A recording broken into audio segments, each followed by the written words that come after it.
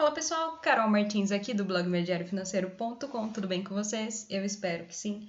No vídeo de hoje vamos falar do nosso padrão de reversão de tendência, que seria topo ou fundo duplo, né? Esse padrão ele é bem interessante para a gente operar, ele é um pouco simples de ser identificado, né? E quando confirmado, ele traz altas taxas de lucro, tá? Então, ele traz aí um lucro interessante para a gente que opera. Então, vamos lá. Claro que eu sempre falo, precisa haver contexto, tá? Então, ó, nesse caso aqui, o preço está se movimentando em zigue-zagues ascendentes, né? Ou seja, rompendo topos, né? Então, topos e fundos ascendentes, altistas, da forma que você queira chamar, tá?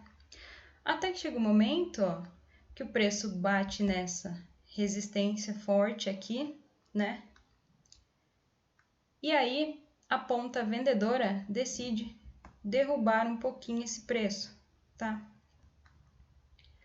Só que a ponta compradora tenta novamente romper essa resistência forte e acaba não conseguindo e a ponta vendedora assume, né? Então, esse seria o topo duplo. E é claro, precisa de confirmação para operar, tá? Eu não vou sair operando só porque tá aparecendo aqui, ó, o preço está caindo. Eu penso, tem a probabilidade de ser um topo duplo, né? Mas o que eu quero? Eu quero que ele rompa essa zona aqui, ó, também forte, né? Que foi a zona que a ponta vendedora tentou derrubar o preço e a ponta compradora conseguiu erguer novamente. Então, o topo duplo funciona basicamente assim: você vai identificar, né, o padrão, olhando o contexto, claro. Beleza, rompeu aqui, ó, essa região, ó, o que o preço fez? Ele testou aqui, né? Testou, aí caiu, aí testou de novo, aí ele despencou lá para baixo, né? Então, aqui, ó, é minha oportunidade de venda, tá? Então, sempre aguarde o reteste do preço, que seria o pullback, tá? Então, para você mapear, você poderia utilizar o Fibonacci também, que eu sempre falo, sempre use Fibonacci, tá? Que ele vai te dar alvos aí de projeção de alvo. Nossa, alvo de projeção de alvo ficou... Enfim, ele vai te dar aí projeções, tá? De até onde esse preço pode ir, tá bom? E nesse caso não foi diferente, ó. E como seria a projeção do alvo, né? Desse topo duplo. Eu pegaria aqui, ó, poderia pegar essa parte aqui, né? E projetar após o rompimento dessa região aqui, ó, tá? De suporte, que foi testada várias vezes aqui e acabou virando resistência, né? Então, eu pego a projeção aqui e jogo aqui para baixo o meu alvo. Então, eu vou vender até aqui, tá? Eu posso fazer dessa forma, né? Deixa eu mostrar para vocês aqui no MetaTrader como seria. Posso pegar isso aqui,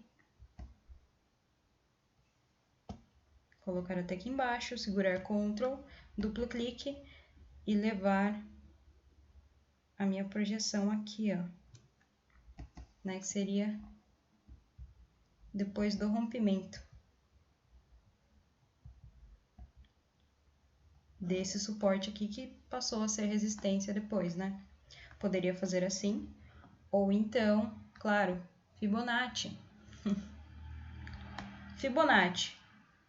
Como seria retração de Fibonacci, né? Por exemplo, o preço está subindo aqui bastante, eu quero mapear esse movimento aqui para ver até onde o preço vai corrigir. Então, Fibonacci 0 a 100 no sentido desse movimento de alta. E olha só, ele veio quase buscar 61,8, né? Aí ele voltou para testar essa resistência super forte que a gente teve aqui. E aí ele veio buscar o primeiro alvo, 61,8, depois veio buscar os 50% e depois o 38,2, que daria exatamente a projeção do meio, né, desse M, né, que seria o topo duplo. Poderia fazer assim, ou então, de uma forma um pouquinho mais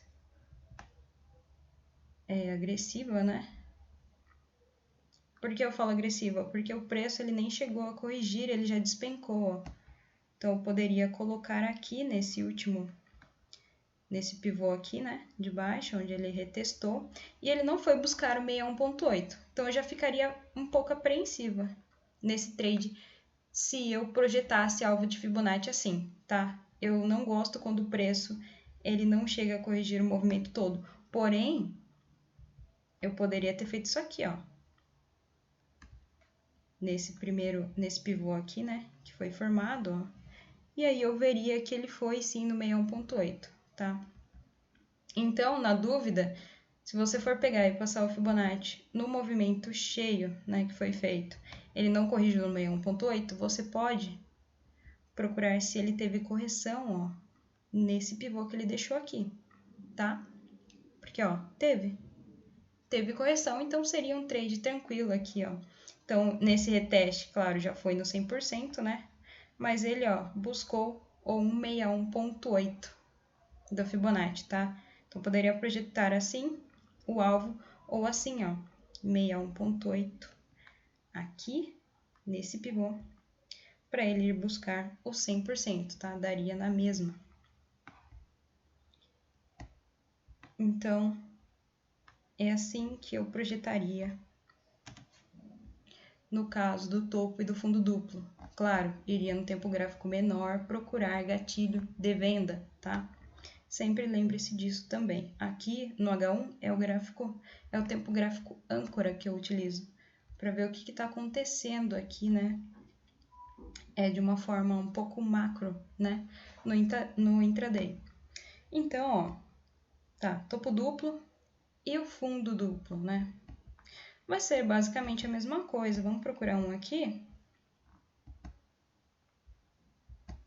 Olha só que legal que eu tinha traçado essas regiões aqui de suporte e resistência já faz um tempo, né? E olha como o preço respeita as zonas de suporte e resistência, né? Então, não é só uma linha que eu vou traçar aqui, eu vou pegar toda uma zona, né, de suporte e resistência, tá? Então, para eu ter aí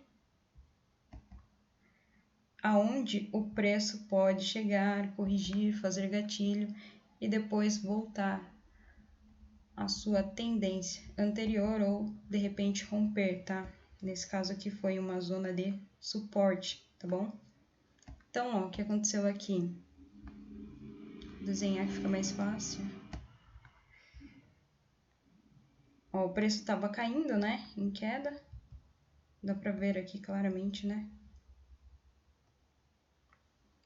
Passar aqui, ó, uma LTB, né? Linha de tendência de baixa, então o preço estava caindo. E ele chegou nesse suporte aqui, ó. Fez pavio, tudo bonitinho, né? Só que aí ele voltou. Bateu justamente nessa LTB, né? Foi de novo tentar romper esse suporte e acabou que o suporte virou resistência. Então, o suporte foi rompido, ó. Rompido, retestado, e daí seguiu aí seu movimento de alta, né? Seu zigue-zague ascendente. Então, o que eu tive aqui? Tive um fundo duplo. Nos livros, eles vão procurar retratar essas figuras aqui de uma forma simétrica, tá?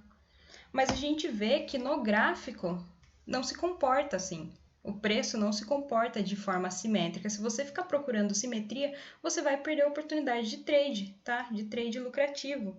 Porque não importa esse pavio aqui, ó. Ó, para mim pouco importa que esse pavio aqui ultrapassou o meu suporte forte, né? Ó, esse pavio aqui também ultrapassou. Mas não altera em nada, tá? O padrão continua. Formou o padrão mesmo assim, né? Chamou trade, como diz o Mário Pisani. Chamou trade, ó, rompeu aqui. Ainda teve até um pullbackzinho, né? Meio zoado, porque o mercado ele tá bem volátil, né? Ultimamente. Tem estado, né, bem volátil ultimamente. Então, testou aqui, foi embora, tá? Foi embora. E vai ser a mesma coisa, a gente vai projetar, né? Então, a gente vai pegar daqui do meio, medir, né? E após o rompimento aqui, ó, dessa região de resistência que se tornou suporte, a gente projeta o alvo, tá? E é isso que a gente faz, gente. É isso que o trader faz, tá? A gente espera por oportunidade. Não é só porque você é day trader que você precisa necessariamente operar todos os dias, tá? Isso não existe. O day trader é aquela pessoa que seja física ou jurídica, né? Que abre a posição e fecha no mesmo dia, tá? Não é aquela pessoa que abre e fecha a posição todos os dias, tá bom? Da semana, de segunda a sexta. Não. Tem day trader que opera uma vez por semana e é day trader. Tem day trader que opera uma vez a 15 dias e é day trader, tá? Então, se não tiver bom o mercado para você, se você não estiver conseguindo ler o mercado, não tem problema, não opera. Não opere aquele dia, tá bom? Você não tem a necessidade de operar todos os dias, tá? Então, é isso. Espero que vocês tenham gostado do vídeo. Deixem o comentário aí, né? Se vocês gostaram ou não, o que vocês acham que poderia ter sido melhor, né? Nessa demonstração aqui. E eu respondo todos os comentários. No mais, foi um grande prazer tê-los aqui. Um abraço, ótimos traders e ótimos trades. E até o próximo vídeo. Tchau!